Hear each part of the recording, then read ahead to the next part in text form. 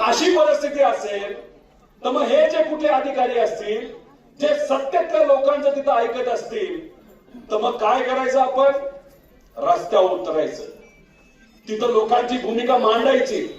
मला माहितीये की या भागातले आमदार जरा फारच ताकदवान आहे. आम्हाला धमकी दिली वाटतं कुठं तरी.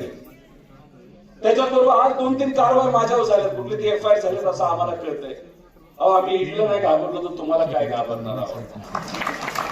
जेव्हा लोक आपल्या बरोबर असतील ना, अजिबात कोणाला घाबरायचं नाही. असंख्य मोठे नेते हे आपल्या सर्वांबरोबर तिथं आहेत. आता लढायचंय.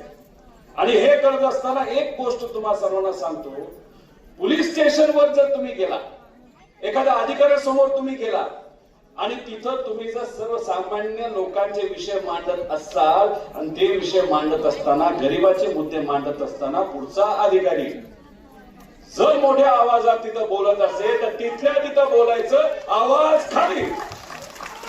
झालंय असे या महाराष्ट्रामध्ये तुमच्यासारखे आपल्यासारखे सर्वसामान्य लोक जेव्हा पोलीस स्टेशन मध्ये जातात, अधिकाऱ्यासमोर जातात, तेव्हा आपलं ऐकलं जात नाही. एबीपी माझा, उघडा डोळे बघा नीट.